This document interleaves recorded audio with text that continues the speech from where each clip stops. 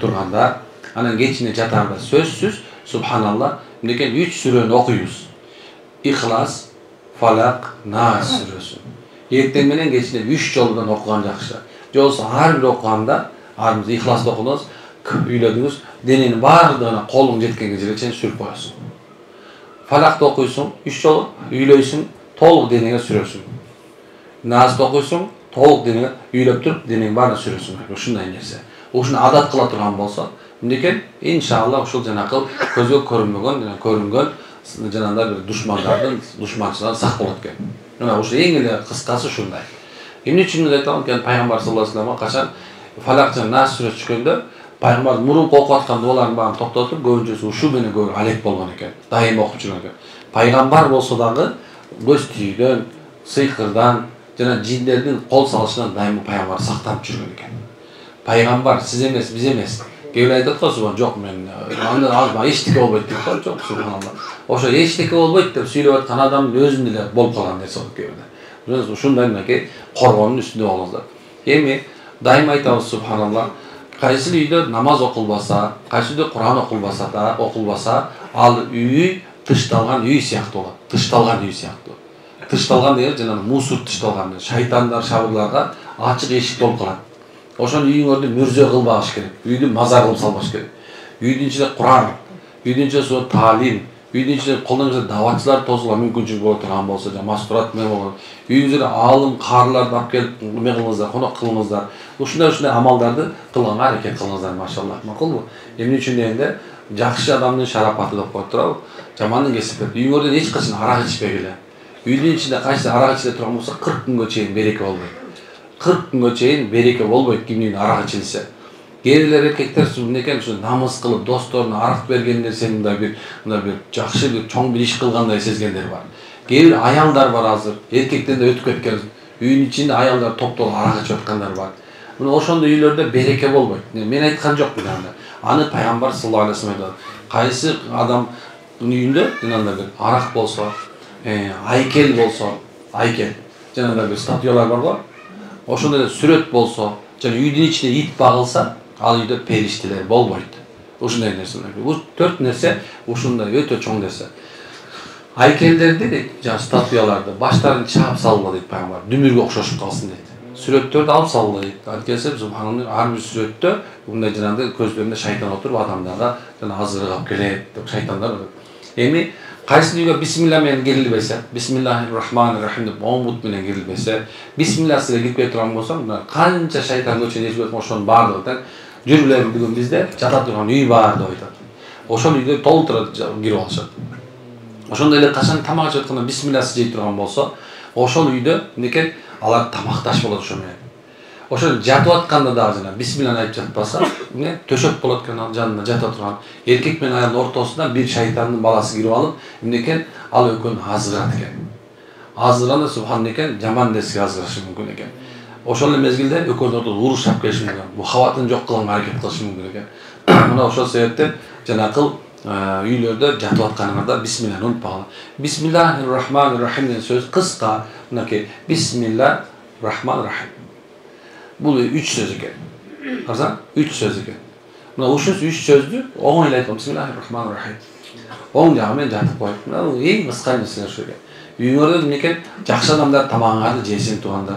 Үйүңөрдө жакшы адамдарды алып келип тамак бергиле. Үйүңөргө келген кишини коноксу мындай тамак бербей, чай бербей узатпагыла. Анткенсе ал канча үйүңүзгө киши келген болсо ошончо кут келет. Кыргызда канча бут келсе кут келет деп коет го. Пайгамбар саллаллаху алейхи ва саллям кимдин үйүнө конок келбей калса корксун деген. Корксун. Анткени Алланын рахматы, Алланын мээрими ошол үйгө кирбей калды дейт. Ушундай нерсе. Үйүңөргө мындай конок келген жакшы. Кошуна келип турган жакшы. Эми мындай жанагындай шариаттан чыгарып кеткен нерсе кылбаш керек.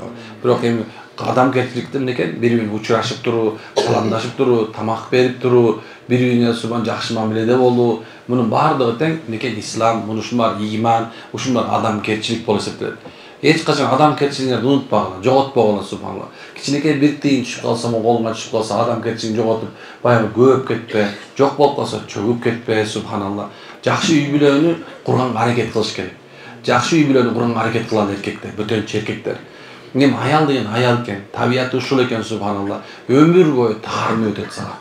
Эркектерге таарынбаган аял болбойт. Ушуну баш керек. Дайым такай таарым турат. Кээ бир убакта алардын таарынган эркелегени болот. Таарынганы субханалла сенден бир сөз уккусу келет. Машалла, амнекен аны менен кошошуп, катын менен катын болуп, мушташып, кырылышып, сеники сен туура, мен туура дебестен, машалла, эркек болуп койгонго аракет кылыш керек. Чыныгы эркек деген экен, ошо өз үй бүлөсүн карай турган, үй бүлөсүн жакшы мамиле кыла турган, балдарына жакшы тарбия бере турган субханалла. Көп убактарда эмне кылабыз? Мындай болбогон мындай гана уруш кайдан чыгат десе, так атаңдын башына чыгат дегенде субханалла. Анда деле эч нерсе жок экен. Болгон нерсеси баягы келинчегинен баягы күйөөсү турат экен. Баягы эме балка кайдабы деп бир нерсе издеген го. Кайдасы атаң башында десе, атаң башында турат десе, сенин атаң башында десе, ошондун урусуна баштан турбайбы. Ошондой эле кээ бирде декен адам ушундай болуп калат экен. Себеп эмне экен? Бир болбогон нерсе экен. Эркектер мына акылдуу, ушундай бир Кудайдан корккон, даанышман болгонго аракет кылыш керек, машаллах. Турабы? Аял ушундай, аял кут береке деп кое беребиз, машалла. Аял кут береке деп беребиз. Машалла, эмне экен? Аял кишиси жаман болсун деп айтпайт экен. Ошол мезгилде кээ бир аялдар өзү слишком обу жок болуп кеткендер бар. Обу жок катын орсогуш айтты турабы? Кичинанчамызы курсага тоюп, эмне кыларын билбей калганда кээ бир аялдар жанагындай бир өзүн өзү билбей калат, таппай калат. Эмне кыларын билбей калат. Эмнеге жабышарын билбей калат. Ошол мезгилде карап койсоң, диагнозун чыгарып койсоң, бул катын көп катырып койсоң. Турабы? Баягы субханалла, алтын балык деген бар го, жана Пушкинденчи. Ошону окуп койсоңор, ар бири өз аялыңарды таап аласыңар, машалла ким экен. Ошондой. Ошол себептен некен бул деген пайгамбар саллаллаху алейхи айткан. Эркек эркектей болсун, машалла, аял аялдай болсун. Кудайдан корккон болуңуздар, машалла, корко турган болуңуздар. Пайгамбар сүннөтүн үйгө алып келгиле, атын өчкөн арактан алыс болгула, керек болсо макрүү болгон тамекиден алыс болгула, арамга жакын болгон насыбайдан алысыраак болуңуздар, апийимден алыс болуңуздар, субханалла. Башка эмне деп айтабыз? Жакшы бол дегенден башка эчтеке айтпайбыз, чындачы. Бирок жакшы болуштар, жаман болуштар сен өзүңдүн колуңда да турган. Жакшы болуштар, жаман болуштар сен өзүңдүн колуңда, башкада эмес. Сен өзүң жакшы боло аласың, сен өзүң жаман боло аласың. Болгон нерсе кичине акылды иштетип коюш керек. Ушул туурабы же туура эмеспи деген нерсени ойлонуп коюш керек. Айтам бул жерде айым. Бул жерде ооруп турган адам азыр некен бүт нерсенин кадырын билет. Өлгүсү келбейт. Аттыңыз ушундай эле тетигине эле басып турсам деп айтат. Тетигине эле басып турсам дейт. Эгер ооруп тургандачы адамга эч нерсе керек, мен дайым айтам. Эч нерсе кереги жок. Дүйнөнүн бир тиын кереги жок. Суп-сулуу аялдын да, суп-сулуу эркектин да кереги жок. Балдарын да кереги жок керек болсо. Тууганын да кереги жок. Керек болсо ата-энесинин да кереги жок болуп калат. Чынесиң ушуну. Оорушундай ашкере кылуучу бар нерсеничи. Бирден ашкере кылып коет. Билгизип коет. Оорубаган адамдын Кудай менен иши жок дейт. Баш оорубагандын Кудай менен иши жок дейт кыздар. Демек, азыр бар билет. Ошондой эле бул дүйнөдө кыямат дагы ушундай. Кыямат күнүндө эч ким кереги жок, адам оору болот. Адамдар ооруп турган болот. Кыйналып турган болот. Адамдар жөн эле оорубайт ал күнү.